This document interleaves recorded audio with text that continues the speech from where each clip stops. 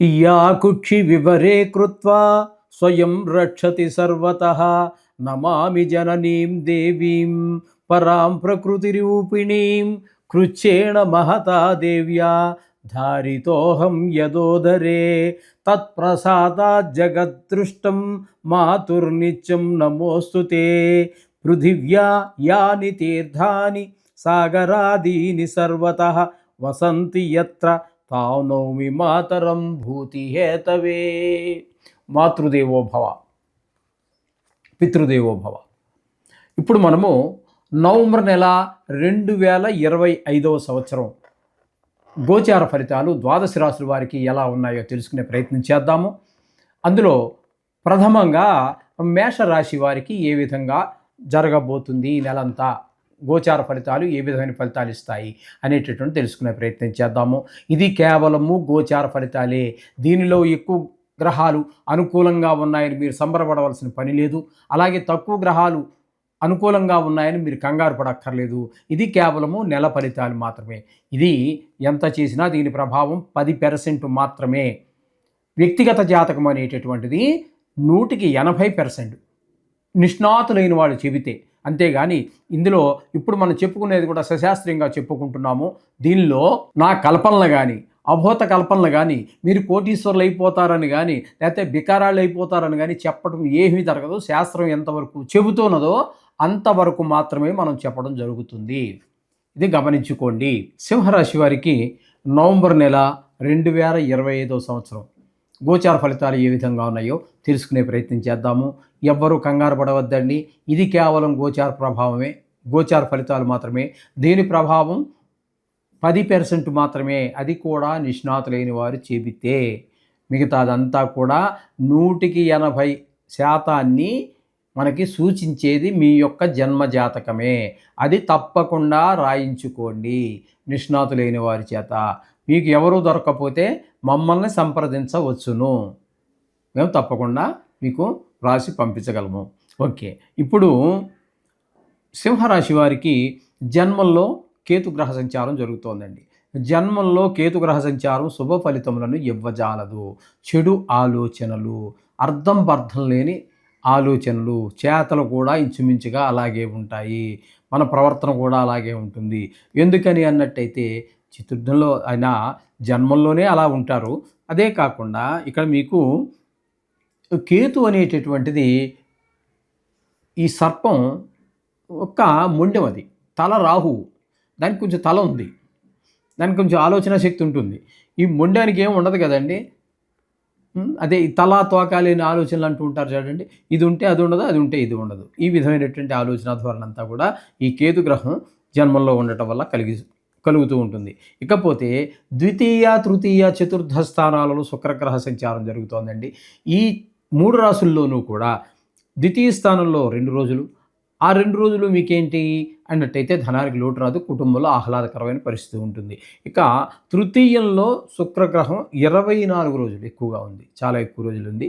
ఈ 24 రోజులు తృతీయంలో ఉన్నప్పుడు మీ మిత్రులు కావచ్చు, చుట్టాలు కావచ్చు, తెలిసిన వాళ్ళు కావచ్చు, తెలియని వాళ్ళు కావచ్చు, ఉద్యోగ స్థలంలో, వ్యాపార స్థలంలో, తెలిసి కొన్ని సందర్భాలలో తెలియని వాళ్ళు కూడా మీకు అండదండగా నిలబడుతూ ఉంటారు, సహాయ సహకారాలు అందిస్తూ ఉంటారు మనసా వాచా కర్మణ.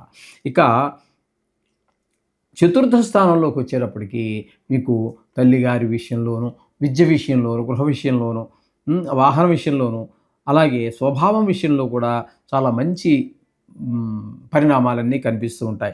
తద్వారా ఇక్కడ ఎక్కువ రోజులు మనకి శుక్రుడు తృతీయంలోనే ఉన్నారు కాబట్టి మొత్తం మీద 3 రాసుల్లో కూడా యోగిస్తూ ఉన్నారు. ఒక నెలలోనే శుక్రుడు 3 రాసుల్లో సంచారం కాబట్టి ఇక్కడ శుక్రుడు యొక్క అనుగ్రహం మీకు 3 రాసుల్లోనూ ఉంది కాబట్టి మీరు చక్కగా సినిమా రంగంలో ఉన్నవారు కానీ, టీవీ రంగంలో ఉన్నవారు కానీ రాణిస్తారు.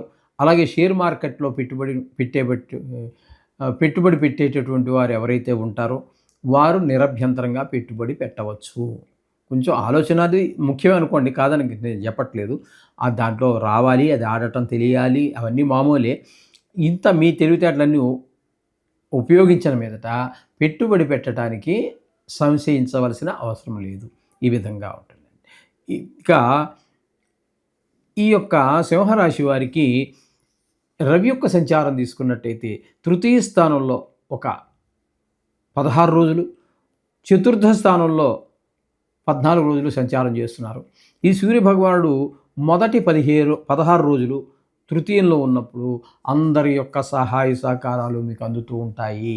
నేను ఏకాకిని కాదు, చాలామంది నా వెనకాల ఉన్నారు అనే ధైర్యంతో మీరు ముందుకు పోగలుగుతారు. ఆరోగ్యం కూడా చాలా బాగుంటుంది. ఇకపోతే చతుర్థ స్థానంలో 14 రోజులు మాత్రం కొన్ని ఇబ్బందులైతే కలగజేస్తూ ఉంటారు. చదువు, భూమి, గృహము, అలాగే తల్లిగారి ఆరోగ్య విషయంలో కావచ్చు, వాహన విషయంలో, అంటే వాహనాలు నడిపేటప్పుడు కూడా జాగ్రత్త తీసుకోవాల్సి ఉంటుంది. స్వభావం కూడా కొంచెం వేరుగా ఉంటుంది. ఈ విధమైనటువంటి ఫలితాలన్నీ కూడా చతుర్థంలో ఇబ్బంది ఉంటుంటుంది.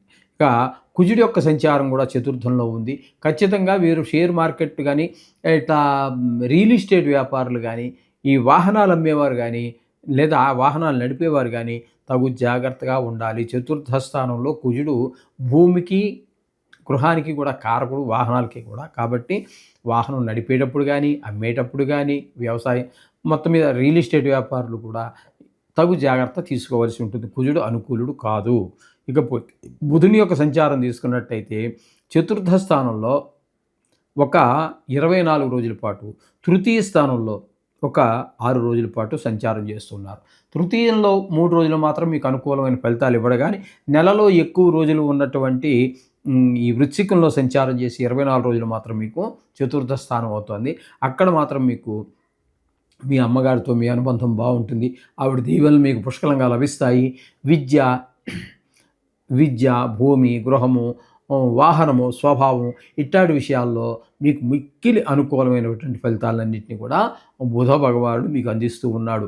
ఇకపోతే సప్తమ స్థానంలో రాహుగ్రహ సంచారము, అట్లాగే అష్టమ స్థానంలో శనిగ్రహ సంచారం జరుగుతున్నప్పటికీ 7వ స్థాన ఫలితాన్ని ఇస్తున్నాడు. కాబట్టి సప్తమంలో రాహువు, కేతువుగా ఉన్నట్టు తీసుకోండి. అయితే శని 28వ తారీఖు వరకు మాత్రమే ఉంటారు. మిగతా 2 రోజులు మీకు మళ్ళీ మీనంలో ప్రవేశిస్తారు. అప్పుడు మీకు ఏమవుతుందంటే అది అష్టమ స్థానం అవుతుంది. అష్టమ శని ఆ 2 రోజులు. ఆ తదుపరి ఇంకా వచ్చేదంటే డిసెంబర్ ఇవన్నీ ఇంకా అవన్నీ అష్టమ శని ప్రభావం ఉంటుంది. ఇక్కడ మాత్రం ఈ సప్తమంలో రాహువు, శని ఇద్దరు ఉండడం కారణంగా ముఖ్యంగా భార్యాభర్తల మధ్యన, భాగస్వామిలో వ్యాపారం చేసే వారి మధ్యన ముఖ్యంగా అభిప్రాయ భేదాలు రావటం కానీ, లేదా ఒకరినొకరు సరిగా అర్థం చేసుకోలేకపోవటం కానీ వచ్చేటటువంటి అవకాశాలు పుష్కలంగా కనిపిస్తూ ఉన్నాయి ఇక్కడ సప్తమంలో రాహుశని సంచారం వలన. ఇకపోతే వ్యయస్థానంలో గురుగ్రహ సంచారం జరుగుతోంది. వ్యయస్థానంలో గురుగ్రహ సంచారం వల్ల వచ్చే ఫలితాలు ఏ విధంగా ఉంటాయి అన్నట్టయితే మీకు ధన వ్యయం, ధన నష్టం కొంతమందికి. ఎందుకంటే ఈ రాశి ఫలితాల దగ్గరికి వచ్చేటప్పుడు ప్రపంచ జనాభా 830 కోట్లు ఉంటుంది. రాసులైతే 12 ఉంటాయి. సుమారుగా మీరు లెక్క పెట్టుకున్నట్టయితే 70 కోట్ల మందికి సంబంధించినటువంటిది విషయం ఇది. ఇది కేవలం ఒక్కరికి ప్రత్యేకంగా చెప్పడానికి ఉండదు. మీకు ప్రత్యేకించి చెప్పాలి అంటే వ్యక్తిగత జాతకమే. కాబట్టి కొంతమంది ఇందులో పరమ దుర్మార్గులు ఉంటారు. అటువంటి వారికి కారాగార శిక్ష పడేటువంటి అవకాశం ఉంటుంది. కొంతమందికి భార్య వియోగం కూడా జరిగేటటువంటి అవకాశం కూడా లేకపోలేదు.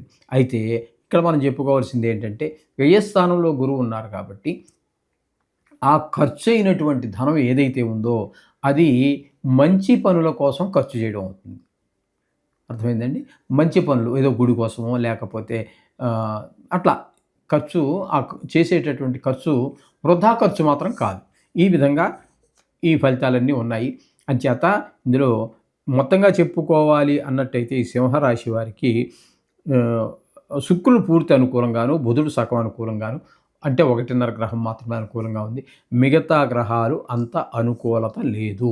కాబట్టి మీరందరూ తప్పకుండా ప్రతి మాటని జాగ్రత్తగా ఆచితూచి మాట్లాడండి.